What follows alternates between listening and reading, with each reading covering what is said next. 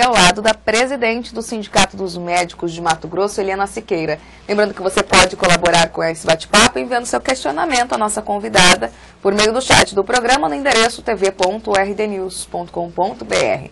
Enquanto eu aguardo a sua participação, a sua colaboração, vamos conversando com a nossa convidada. Bom dia, presidente. Obrigada pela presença aqui no RDTV. Bom dia a todos. Estamos aqui para colaborar no que precisa. Presidente, a senhora foi eleita agora para a gestão 2014 e 2017. Quais serão as prioridades para esses próximos 3 anos? Então, a gente principalmente quer fazer aumentar a massa de sindicalizados, né? Nós estamos num sindicato, num estado que tem cerca de 5 mil médicos, né? Aproximadamente temos só 1.000 médicos sindicalizados. Então, o que a gente quer fazer? Juntar essas pessoas, discutir os problemas graves de saúde que a gente tem passado, discutir as formas de contratação, de precarização de trabalho a que a gente está sendo submetida e principalmente também mostrar para as pessoas que a saúde, esse déficit de saúde não se deve apenas a falta de médicos, mas a falta de condições de trabalho, remédios e exames que a gente tem visto diariamente acontecer em todos os... Não só aqui em Cuiabá, em Mato Grosso, mas no Brasil todo. A que a senhora atribui essa baixa contribuição sindical por parte dos médicos? Então, o sindicato é um aparelho do trabalhador, né? É uma hora que é um lugar onde que os trabalhadores, não só os médicos, de todos os sindicatos, precisam ocupar esse espaço. Ele foi, como que eu poderia falar?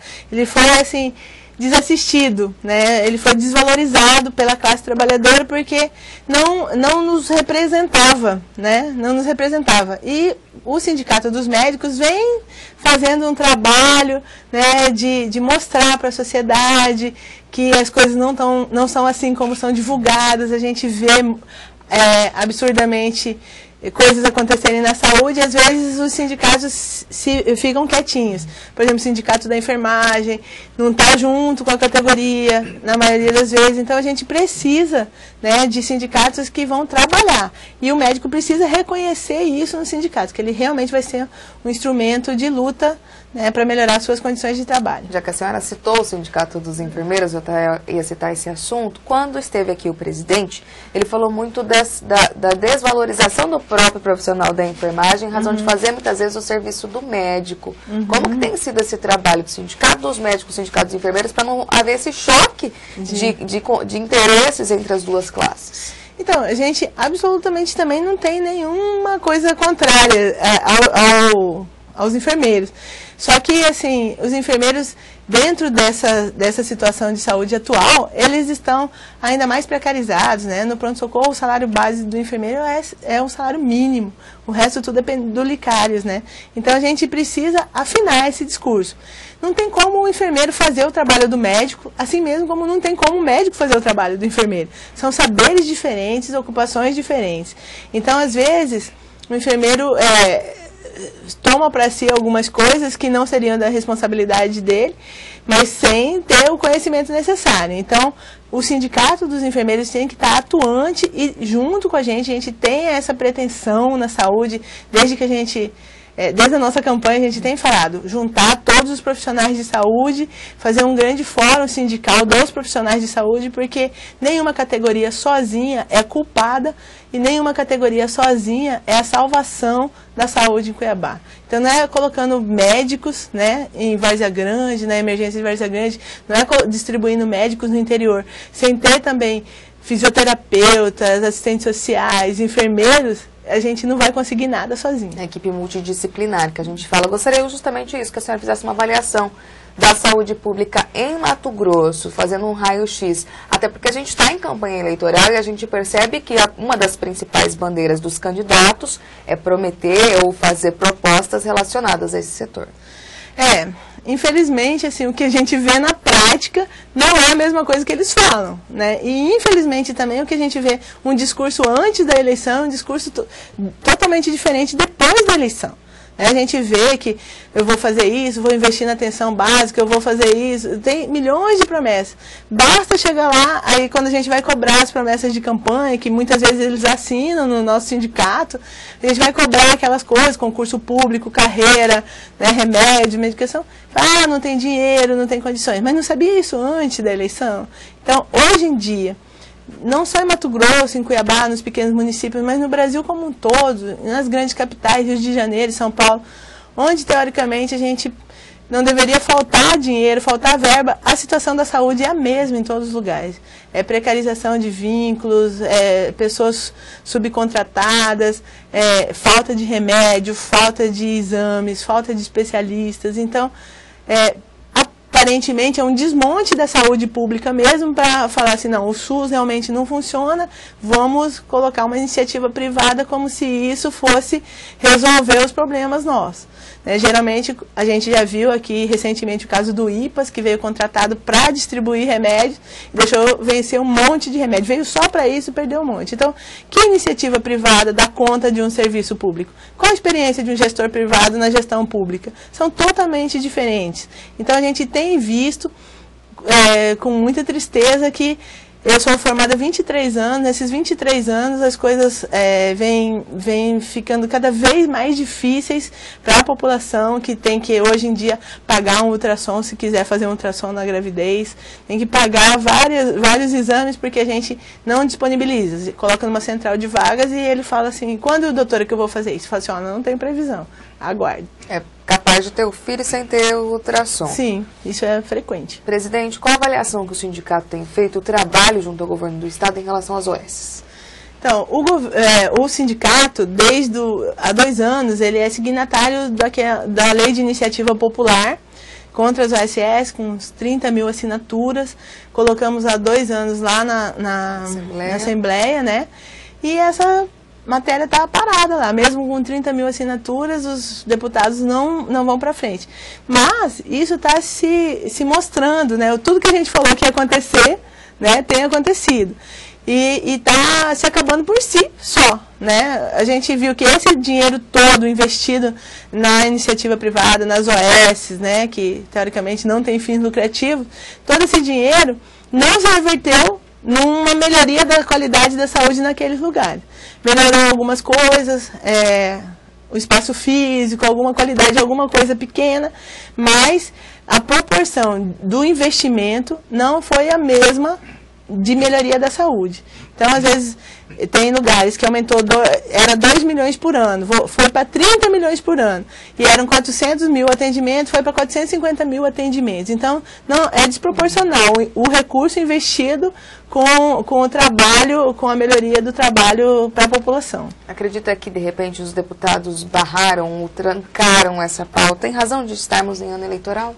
Sim, porque para a população é um mote importante, né? Vai lá, fala assim, não, agora a gente privatizou, o SUS não funciona, não tem médicos, agora tem. Então, assim, a desculpa, né, já mostra alguma coisa que o Estado esteja fazendo, mas não que isso tenha sido eficaz. Então, fica lá a nossa lei esperando, né, passar as eleições ou tudo. Só que aí, quando vier esses hospitais voltarem para a mão do serviço público, já estão sucateados, sem as máquinas já fora do prazo de garantia. Então, a gente tem também essa preocupação de quando voltar para a mão do serviço público, isso também já esteja com dificuldade de gestão. Como se fosse um próprio boicote à própria gestão. Presidente, a gente falando do atendimento em nível estadual, mas há também os atendimentos em nível municipal. Muitos médicos reclamam das condições dos postos de atendimento de saúde da família, das UPAs, das unidades de pronto atendimento. Alguns faltam, inclusive, preferem a iniciativa privada. Como que o sindicato tem trabalhado nesse sentido? Então, a gente acha que o concurso público é a melhor forma de ingresso no setor público. Parar de fazer contratações precárias, né? A gente não tem um concurso público que as pessoas se interessam para vir, porque faz um concurso público, por exemplo, como para professor, né? Para professor médico nessas recém-criadas universidades, R$ 1.200 a R$ 8.000. Nenhum médico vai querer sair daqui e ir para Sinop por R$ 1.200. Nenhum médico, quase nenhum outro profissional. Então, a gente acredita que se a gente fizer uma força-tarefa, sentar, discutir onde está os gargalos da saúde, todo mundo, às vezes o Poder Judiciário, que nessa judicialização de mandar fazer prefeitura, governo, né, sindicatos dos profissionais de saúde, discutir e atuar na raiz do problema, não nas suas aparências, né? Isso vai conseguir melhorar a saúde da população. Por exemplo, Cuiabá, se fala muito no pronto-socorro, nas UPAs e tal, mas Cuiabá é descoberto de atenção básica. A maioria dos bairros de Cuiabá não tem um posto de saúde a quem se reportar. Essas pessoas, mais de 50% da população, só tem policlínica e UPA para recorrer. Então não adianta aumentar plantonista indefinidamente nas UPAs, se não colocar um médico ali pertinho, no bairro da pessoa. Então é um desvio, né? Não tem uma programação a longo prazo. É um desvio da atenção. Em vez de investir na prevenção, na atenção básica, no médico ali, né, mais perto da população, investe só no remédio. Aí a pessoa já chega em situação muito mais complicada nos pronto-socorros e nas policlínicas e UPAs. Presidente, falando ainda desse atendimento em nível municipal, a gente tem um programa do governo federal chamado Mais Médicos, que seria justamente da atenção à população na atenção básica. Qual a avaliação que o sindicato tem feito desse programa? Tem de fato sido efetivo? Então, é mais um programa assim, que a gente costuma dizer que a inoperância da gestão é rapidamente traduzida em falta de médicos. Então, como se para o governo federal a única coisa que tivesse faltando para a saúde do Brasil seriam médicos. E não é verdade, né? Realmente faltam médicos em vários lugares, como faltam também enfermeiros e outros profissionais, mas falta também remédio, falta UTI, falta anestésico. Quantas e quantas cirurgias aqui em Cuiabá e Várzea Grande foram suspensas? Tinha médico, tinha anestesista, tinha tudo, mas não tinha fio, não tinha anestésico, não tinha outras coisas. Então, os médicos estrangeiros que vêm para o Brasil, a gente não tem nenhuma coisa contrária que venham médicos. Já colocaram a gente xenofóbicos, né? Não, a gente não tem nenhuma coisa contrária. Eles viriam, fariam a prova como todo mundo, passariam na prova e iam trabalhar com seu certificado no CRM. O que acontece? Infelizmente, é um programa que vem numa época pré-eleitoral e vamos colocar um montão de médicos lá. Eles hoje estão falando a mesma coisa que a gente sempre falou, né? Eu tive a oportunidade de participar juntamente com eles, eles falam, falta isso, falta aquilo, falta condições, a gente não tem onde mandar, o cara está quebrado o braço, com dificuldade de circulação, e eles querem regular a urgência, eles também estão assustados com o que estão vendo. Então, assim, melhora, porque essa coisa que eu te falei, melhora a atenção básica. Se eu colocar médicos mais próximos da comunidade, eu melhoro aquela comunidade. Mas esse médico vai gerar várias demandas que não vão ser atendidas pelo conjunto do sistema. Então, o que a gente fala, assim, que a gente se mostra contrário ao programa? Porque a gente prefere, né, que faça uma ação que, por mais que demore, ela seja contínua. Por exemplo, com uma carreira federal para os profissionais da atenção básica. Então, por que hoje tem juízes, tem promotores em cidades pequenas? Porque eles têm uma carreira, né? Então, a gente, em vez de investir em médicos que vão ficar 1 ano, 3 anos aqui, né? Por que não já fazer um plano de carreiras para os médicos que queiram fazer um concurso federal para ir trabalhar nos interiores? E aí sim, a progressão vem cada vez mais próxima da capital. Próximos. Então, fazer interessante ir para lá e esse médico concursado e não à mercê de interesses eleitoreiros, ele vai contribuir muito mais para a saúde da população, cobrando condições de trabalho, melhores condições, e isso vai mudar o panorama. A senhora citou durante a nossa conversa sobre a judicialização da saúde. A gente, de fato, tem percebido que muitas vezes as pessoas têm que recorrer à justiça para conseguir direitos básicos ou mais complexos, a exemplo de cirurgias. Como que o sindicato tem atuado nesse sentido? Então, a gente começou agora, faz uma semana, né? E a gente quer realmente estar mais perto dos promotores, quer buscar. Já tem isso, já estão fazendo. A própria gestão já está começando a ficar mais próximo aos juízes, aos promotores, para mostrar também o nosso lado.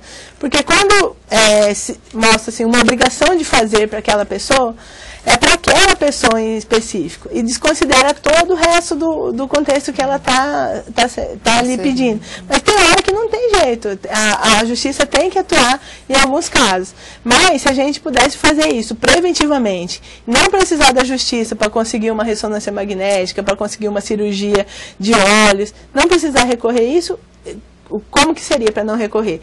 Ter isso disponível. Por que que a gente paga plantões extras na policlínica, gasta um monte de dinheiro pagando, oferecendo um plantão emergencial para as pessoas e não aumenta o salário como um todo para o profissional ter interesse de ser um médico efetivo daquela policlínica? Então, são diferenças do sistema. Paga mais por uma coisa emergencial e não consegue fazer uma carreira específica para a pessoa ter vontade de trabalhar lá. Não só médico, mas para todos os profissionais de saúde. A senhora era delegada da gestão passada, né, do Sindicato dos Médicos e acompanhou, lógico, todas as reivindicações propostas pela entidade. Qual a avaliação que a senhora faz dos investimentos feitos pelo governo do Estado, hoje sob o comando do atual secretário?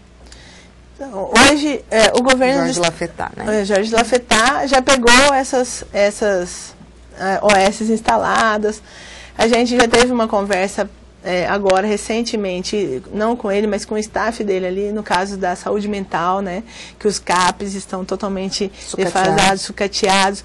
E pior ainda, com dinheiro em conta para poder fazer as reformas necessárias. Então, a gente acredita que ele está pegando uma situação muito complicada e ele está tendo muita dificuldade em ir para frente. Não tirando nenhuma responsabilidade dele. Eu acho que a gente entra numa canoa já sabendo o rumo que ela está. É porque ele fazia parte da gestão. Fazia parte da gestão. Então, ele continua, né, indo, assim, a gente tem um pouco mais de abertura em relação ao anterior, mas só que a gente vê a mesma coisa, né? As OS aí...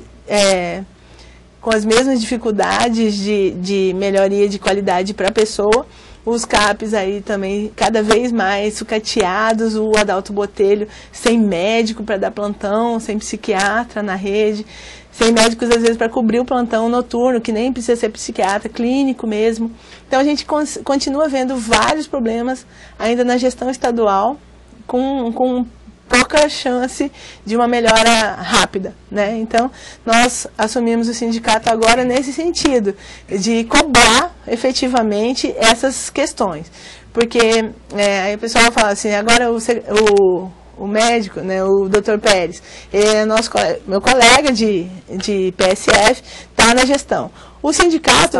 Da gestão de Cuiabá. O sindicato tem dificuldade, realmente, de você conseguir que o seu... diretor, né, com o seu delegado, faça as coisas que precisam ser feitas. Então, a gente veio nessa situação de uma gestão que é independente de partidos e de governos. A gente vai fazer, vai mostrar, vai apontar, vamos querer sentar junto com todos os governadores, secretários, prefeitos, não só de Cuiabá, mas também do interior. Uma coisa que faltou muito no sindicato, que ficou, como o problema aqui é muito grande, o interior ficou desassistido do sindicato, né? Assim, algumas, onde teve OS a gente foi, mas teve milhões de outras cidades várias cidades que não foram beneficiadas com a nossa presença lá. E a gente quer isso, mostrar, né? Mostrar para as pessoas o que precisa,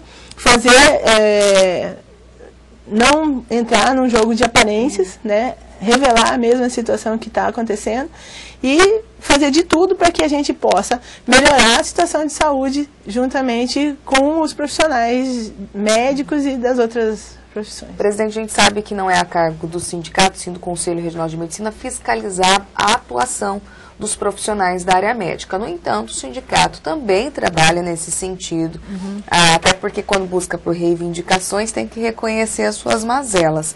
Como que o sindicato avalia essa atuação de profissionais que faltam ao trabalho, que marcam ponto, mas não vão? Como que tem funcionado o trabalho nesse sentido? Então, isso tudo são as relações precárias de trabalho, né? Por exemplo, eu estou no PSF, né, atualmente, estou no PSF e me é oferecido um plantão na policlínica.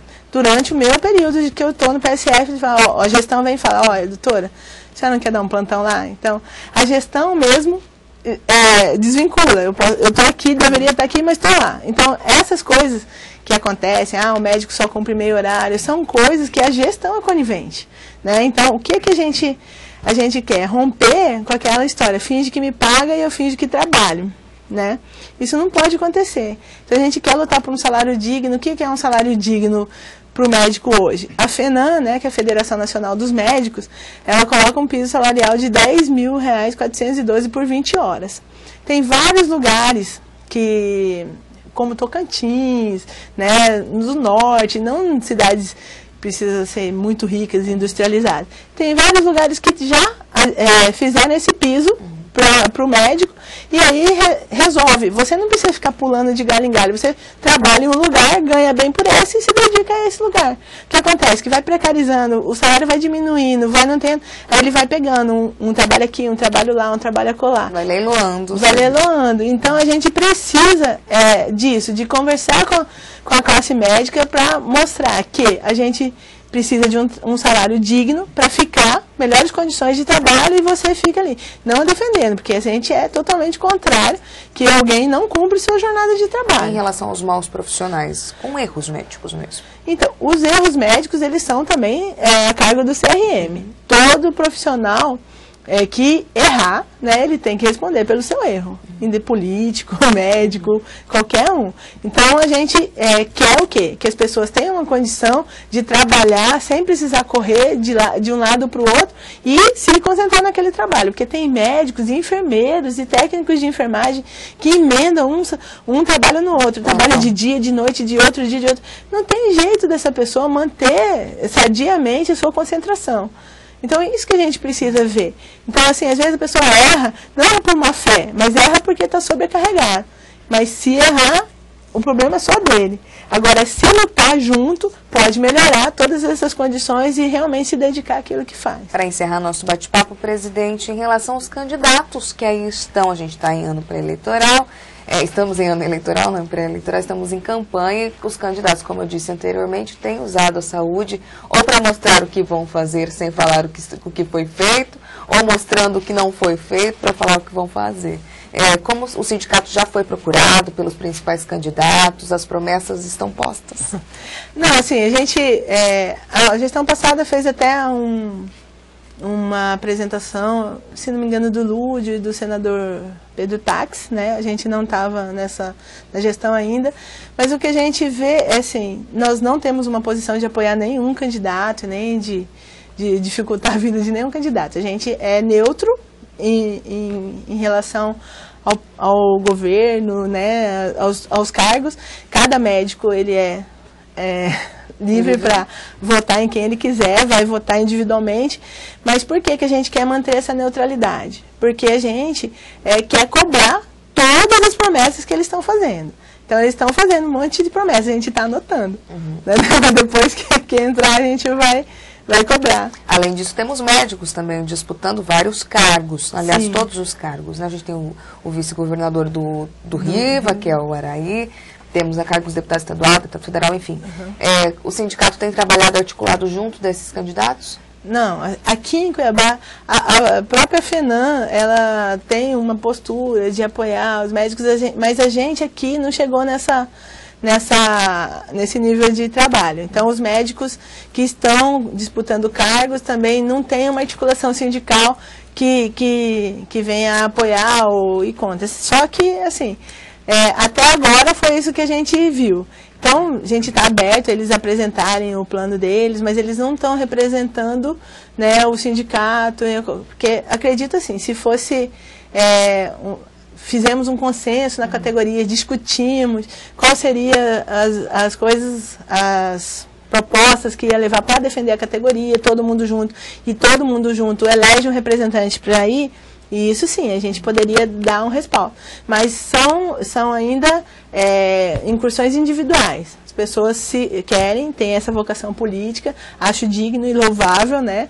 Que vão disputar cargos, se assim o desejarem, mas assim, não é fruto de um conjunto da categoria que colocou como seus representantes. E a gente espera que esses médicos que estão aí disputando os poderes façam valer, né, a luta pela saúde, né, que estejam colocando peso, né, que é o peso que ele leva como médico, né, como médico nesses setores, para fazer uma saúde melhor para todos. Tá certo, presidente, a gente agradece a sua participação aqui na RDTV. Obrigada, estou à disposição.